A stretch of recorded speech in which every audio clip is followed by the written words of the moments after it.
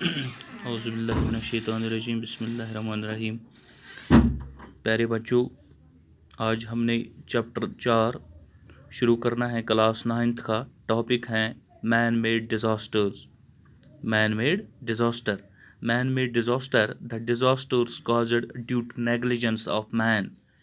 यानी कि जिस तरह आपने इससे पहले पढ़ा है नेचुरल डिज़ास्टर्स, इसी तरह आज हमने पढ़ना है man made disasters the disasters caused due to negligence of man. इसके एग्जांपल्स हैं, examples of man made disasters, for example fires, accidents etcetera.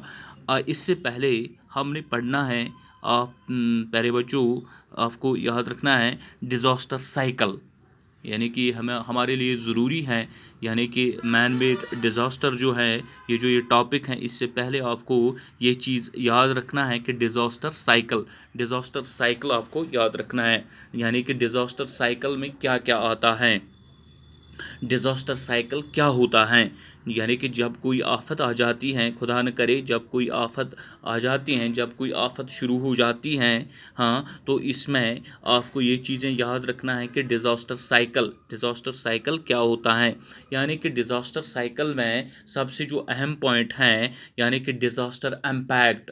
पहला पॉइंट आता है डिज़ास्टर इम्पैक्ट। हाँ, इसके बाद आता है रेस्पॉन्स। ये याद रखना है, ये डिज़ास्टर साइकिल है, डिज़ास्टर इम्पैक्ट इसके बाद आता है रेस्पॉन्स के बाद आता है रिहेबिलिटेशन।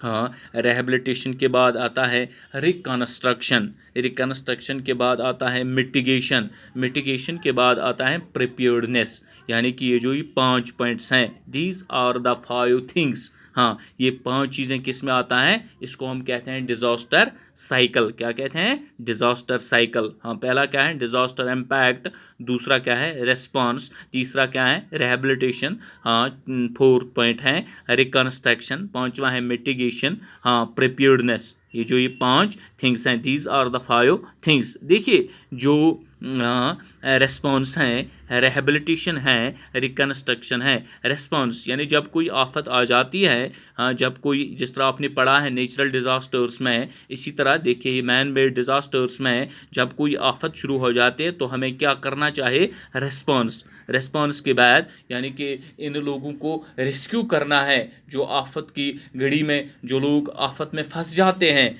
इनके लिए क्या करना है, रेस्पॉन्स देना है, रिहेबिलिटेट करना है, इनके लिए रिहेबिलिटेशन करना है, इनके लिए किसी दूसरी जगह पर इन लोगों को रिहेबिलिटेट करना है। इसके बाद रिकन्स्ट्रक्शन करना है, यानी कि रिकन्स्ट्रक्शन मीन्स इनके लिए ऐसी जगह बनानी है बैठने के लिए, जिस तरह हम जब कोई आफत आ जाती है तो हम इस वक्त ये कंस्ट्रक्शन नहीं करेंगे, मकान बनाएंगे वगैरह नहीं, टेंटों का इंतज़ाम करना है, दूर किसी जगह पर इनको बसाना है। Mitigation, preparedness. देखिए इसमें जो रेस्पॉन्स, रिहेबिलिटेशन एंड रिकन्स्ट्रक्शन, इस पार्ट को हम रिकवरी फेज कहते हैं। इस पार्ट को हम क्या कहते हैं, रिकवरी फेज। और जिसमें मिटिगेशन, प्रिपेयर्डनेस जिसमें आता है, इसको हम कहते हैं रिस्क रिडक्शन फेज।